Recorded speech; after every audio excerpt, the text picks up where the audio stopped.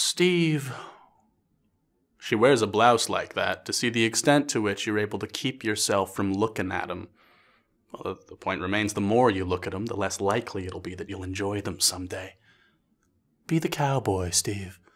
The cowboy doesn't look at them. The cowboy doesn't have to. You're supposed to be the cowboy. What are we? Are we men? Do men even really need to exist anymore? I mean, if they don't need our penises to have a baby anymore, if you don't need to differentiate one gender from another, then why have two separate genders at all? Why don't we all just be one gender? Why don't we all wear exactly the same clothing? Or better yet, why wear clothing at all, as wearing it is in its own way discriminatory against those who don't wish to so publicly declare their own gender? You want to be alive again, brother? You want to break the chains?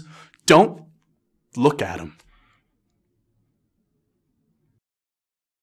I am from Boulder, Colorado, and Boulder is a hippie town full of hippies that do very hippie-like things. One of the first things that I was sort of drawn to about some of the things they were doing as circus arts.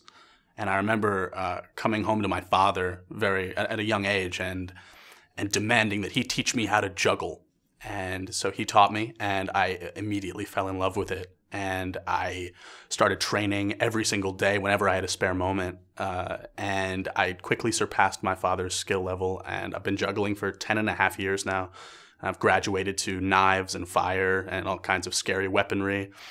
And the reason I love it is because it gives me a sense of peace, and it's sort of just like, it pauses time in a way. And it's sort of the same way I feel when I'm on stage. And if I can give that feeling to an audience member, then I think that's a really noble calling and a noble cause. I'm also really passionate about language. I'm fluent in French, I speak Spanish, I'm conversational in Turkish, I studied ancient Latin for 3 years. But one of my favorite things to do is to sort of turn something that isn't a language into one.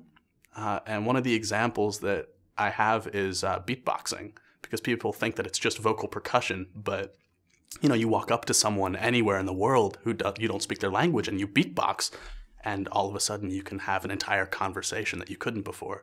And so I think that's a really, really fun thing to do. So that's me.